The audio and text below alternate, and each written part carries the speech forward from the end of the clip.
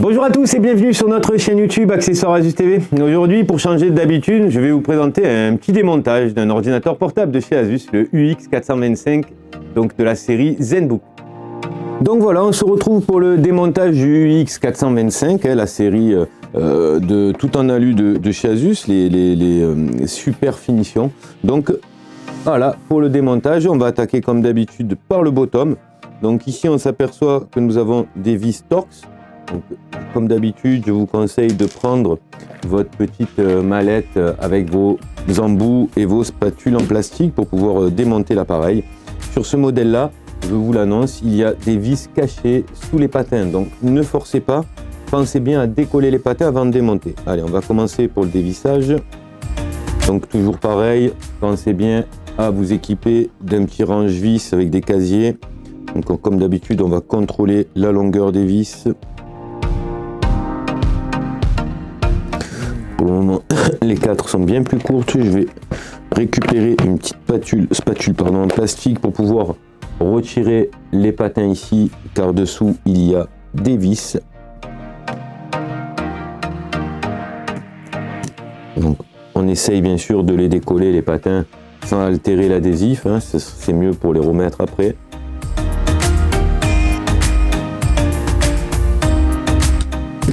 Ensuite, comme d'habitude, on va essayer de trouver un endroit où c'est un peu plus sensible pour pouvoir retirer le bottom.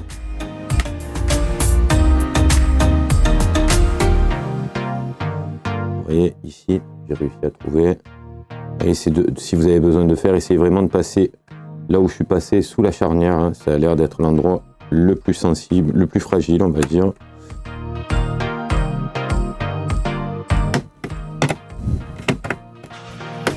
Je ne maintenais pas, et il s'est reclipsé. Donc il n'y a pas d'autre vis cachée, hein. C'était bien que les clips.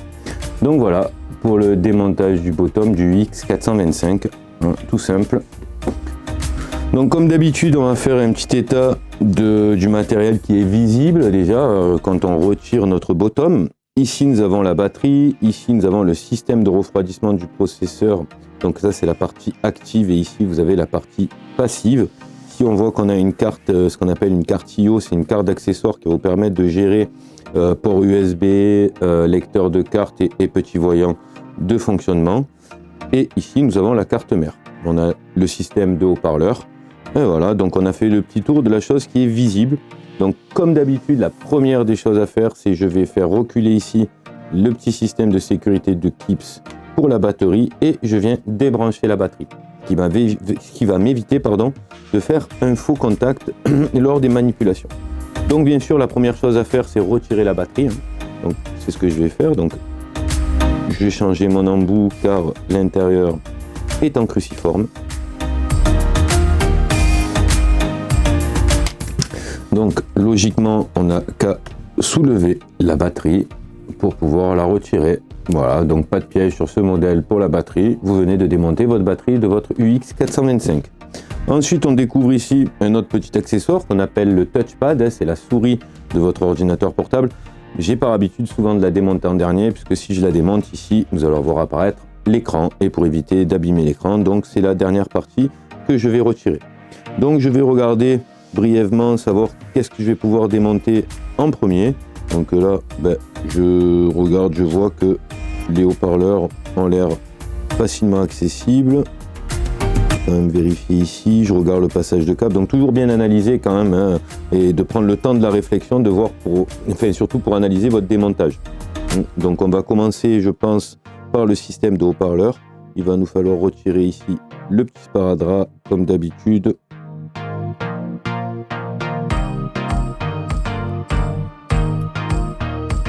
Pourquoi? Parce qu'ici vous avez votre câble de haut-parleur qui vient se rattacher au deuxième, hein, pour le stéréo.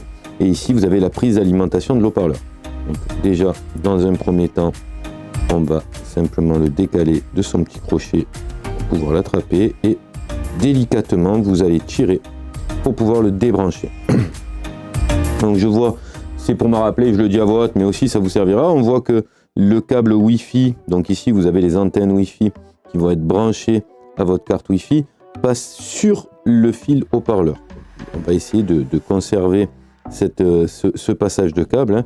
Si le fabricant l'a fait comme ça, c'est qu'il doit y avoir une raison. Donc je vais déjà, dans un premier temps, du coup débrancher ici mon antenne. Je vais quand même contrôler que j'ai bien mon petit triangle ici noir pour m'indiquer que c'est le câble nord et mon petit triangle blanc ici pour m'indiquer, enfin gris du moins, pour m'indiquer que le câble, ce sera le gris qui viendra se brancher ici. Ensuite, voilà, simplement passer ça comme ceci, qui va me permettre, vous voyez, de retirer ici mon câble haut-parleur. Voilà. Ici, je vois qu'il y a un sparadrap, donc ça, je les remettrai après. De manière, j'aurai pas besoin de les lever, celles-ci sont collées. Si je les retire, je vais manquer d'adhérence pour remettre comme il faut les antennes Wi-Fi. Et donc je ne décollerai pas. Peut-être celle-là va venir avec le haut-parleur. Voilà, celle-ci est collée sur le haut-parleur, donc je vais juste retirer ici le petit sparadrap, mais elle va venir avec le haut-parleur. Je vais faire idem ici. Je vais retirer ici les petits sparadraps. Voir simplement, vous voyez, faire passer mon câble. J'en ai une autre ici. Je vois que mon câble haut-parleur passe sous la nappe qui relie donc votre touchpad à votre carte mère. Je vais faire pareil que pour la Wi-Fi. Je vais simplement le relever et le décoller en même temps. Voilà. Et je vais pouvoir retirer mon système de haut-parleur. Voilà, pour avoir démonté les haut-parleurs sur le UX425. Nous allons continuer à démonter ce qui est le plus visible. Donc ça, on a dit qu'on ne la retirait pas. Vous voyez, c'est bien collé. On va donc attaquer le système ici, peut-être de IO-Card ou même de système de refroidissement. On va attaquer plutôt le refroidissement puisque la carte IO, je vais être un petit peu embêté par la charnière. Donc il va falloir certainement que je désolidarise l'écran du top case. On va déjà dévisser le système de ventilation. Vous voyez, ne tirez pas, hein. Il est branché encore, hein. Donc il ne faut surtout pas tirer. Il faudra simplement faire comme les haut-parleurs, très délicatement, tirer vers l'arrière votre prise pour pouvoir retirer votre système de refroidissement à la partie active. Ensuite, on va continuer. On voit, comme sur certaines vidéos où j'ai déjà fait, une nappe qui est vissée. Donc c'est une nappe qui sont emboîtées et qui sont maintenues par les vis. Là, simplement à dévisser, c'est la nappe de liaison entre la carte mère et la carte d'accessoire, hein. Donc je vais simplement ici retirer. Alors, faites attention, hein, je ne vais pas l'enlever la nappe puisque vous avez un sparadrap et elle est collée, donc je ne voudrais pas altérer l'adhérence. Pareil. Et je vais relever ici la nappe. Donc ici j'ai débranché ma carte mère et mon IO-Card. Ensuite on va regarder, on va peut-être plus avoir trop le choix que de démonter notre écran, hein, pour pouvoir continuer le démontage de la carte mère et de l'IO-Card. Donc on va simplement relever ici le petit adhésif. Vous devez avoir certainement une petite vis cachée dessous. Celle-ci, pour ne pas l'abîmer, c'est un peu plus délicat. Ouais, je ne me suis pas trompé. Il y a bien des vis dessous. Là, il n'y en a pas. Ok. Il va falloir que je retire ces 3 vis. Et de l'autre côté, bien sûr, il faudra démonter aussi la deuxième charnière. Hein, sinon, vous allez démonter partiellement votre écran. Nous avons bien 3 vis ici, mais surtout, nous avons des nappes. Alors, pour déclipser ces nappes, comme d'habitude, on relève les petits ergots ici. Et on va simplement relever la nappe pour la débrancher. Voilà, comme ceci. Il n'y a pas besoin de tirer fort ou autre. Là, je viens de débrancher la nappe. Alors, je vais la décoller pour qu'elle puisse sortir avec l'écran. Et je vais donc dévisser les 6 vis de l'écran. Je viens de retirer donc mes 6 vis de mes charnières. Comme la prise de l'écran précédente, je relève le petit ergot. Je retire vers l'arrière simplement la nappe. Et là, maintenant, comme d'habitude, vous faites une légère ouverture, hein, pas totale. Vous refermez, mais là, vos charnières vont rester soulevées. Voilà, vous voyez, je les relève. Je remonte mon top case et je fais reculer simplement L'écran, la nappe elle est ici. Et je fais reculer simplement mon écran. Et là, je viens de séparer donc mon écran de mon ordinateur. Donc dans la suite de la vidéo, je vous montrerai comment démonter l'écran. Ensuite, donc là, on se retrouve qu'avec la partie clavier dit le top case, donc sur lequel est posée la carte mère et le système de refroidissement et tous les accessoires. Donc on va continuer le démontage. Donc là, on va pouvoir accéder facilement à l'IO card par exemple. Alors la plupart du temps, il n'y a qu'une seule vis sur les cartes d'accessoires. Elles sont maintenues par les nappes, par la charnière et autres. Donc je vais simplement la relever.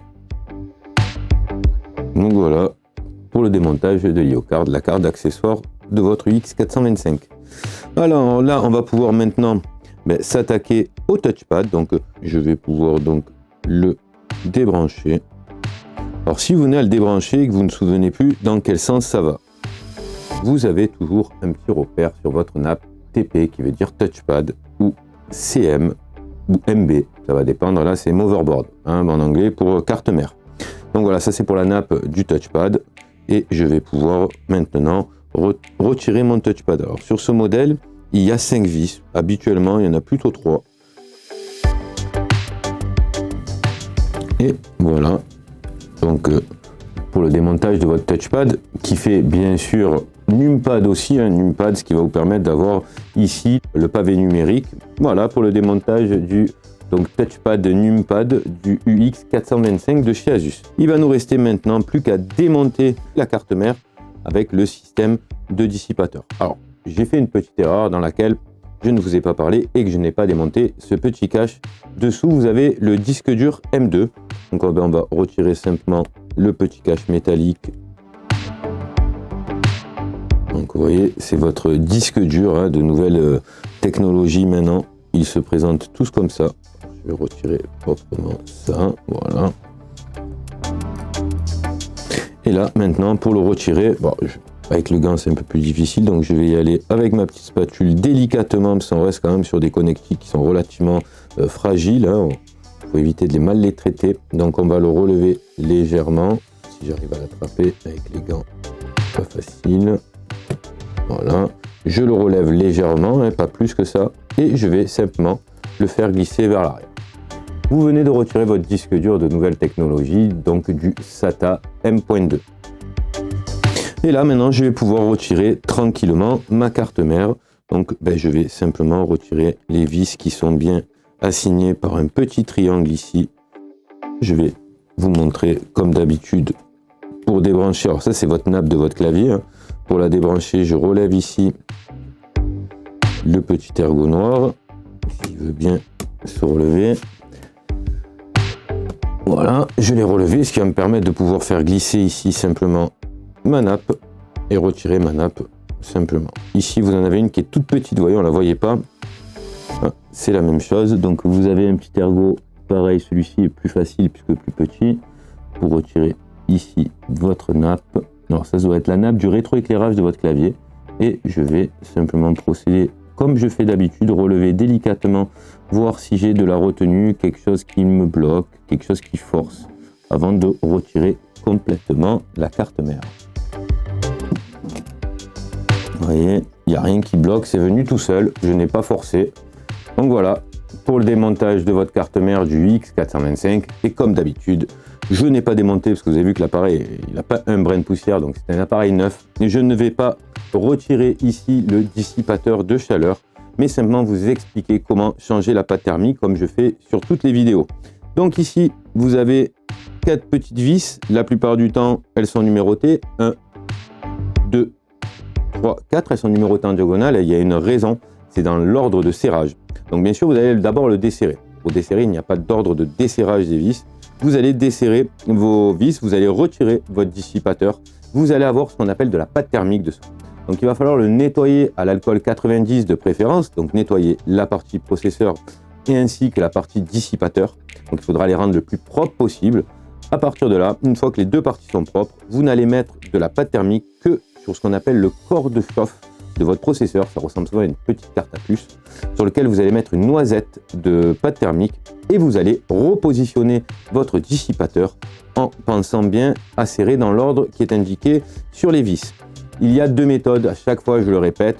La deuxième méthode pour la pâte thermique, c'est pas forcément de poser une petite noisette et d'attendre l'écrasement de votre dissipateur pour étaler votre pâte thermique.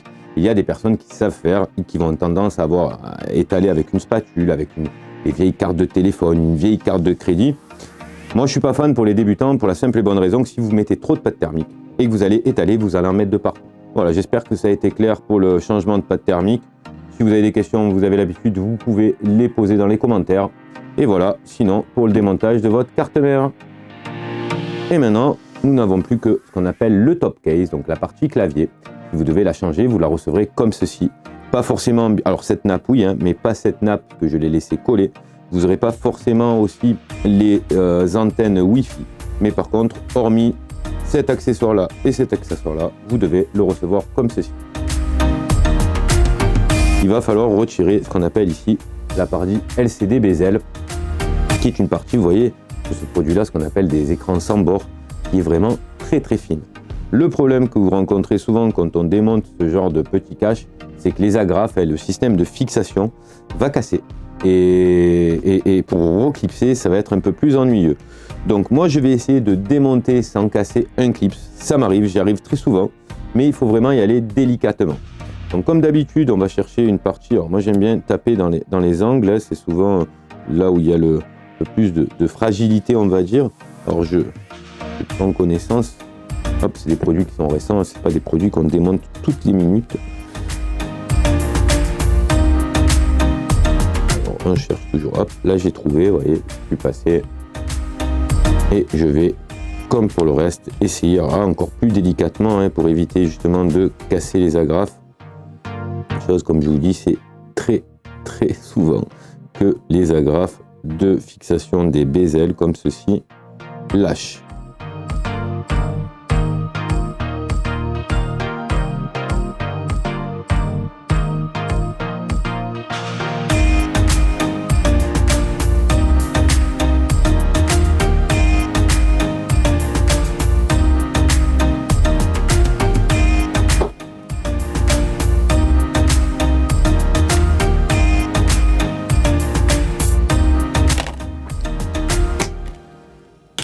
Des fois, c'est pas forcément le plus simple, alors qu'on aurait dit. Et voilà. Donc je vous confirme que je n'ai cassé aucune agrafe. Il va falloir, vous voyez, vous avez l'adhésif ici. Je le repositionne proprement. Ça, je vais le faire en off. Voilà. Donc ça, c'est pour le démontage de votre bezel de votre série UX425 de chez Asus. Là, on va se retrouver ici avec votre dalle d'écran. Donc, je vais vous expliquer comment changer cette dalle que je ne vais pas changer parce qu'elle n'est pas cassée pour moi. Mais ici, vous allez voir, je vais prendre ma petite pince à épiler. Ici, vous avez une languette voilà, que vous allez attraper avec une pince à épiler aussi. Alors, c'est une languette noir sur noir, vous n'allez pas forcément bien la voir, mais elle est là. Voilà, ici, vous avez une petite languette là. Ici, vous voyez, je peux la tirer et donc la petite languette est ici. Voilà, vous voyez, elle est là, elle bouge. Donc l'intérêt de ces petites languettes, en fait, ce sont des adhésifs qui sont retirables. Par le biais, quand vous allez l'attraper, vous allez tirer, vous allez voir que votre adhésif va s'agrandir et en fait, ça va décoller. Vous avez une bande qui vient ici, colle votre écran en double face. Idem de ce côté. En fait, vous allez tirer un côté, vous allez tirer l'autre et vous allez avoir simplement votre dalle, ce qu'on appelle la dalle d'écran, c'est ce qui va se casser, que vous allez changer.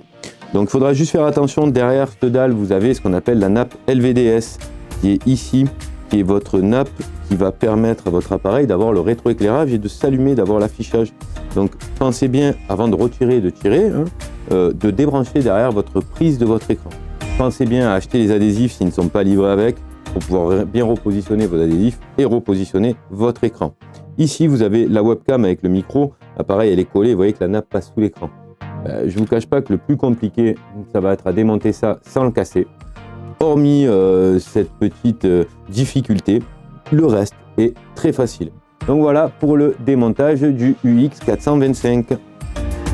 Voilà, merci d'avoir suivi cette vidéo. Comme d'habitude, le petit pouce bleu, vous abonner, me suivre. J'espère surtout que ça a été utile pour vos démontages, vos futurs démontages. Si vous avez des questions, n'hésitez pas, c'est toujours un plaisir de vous y répondre. À très bientôt.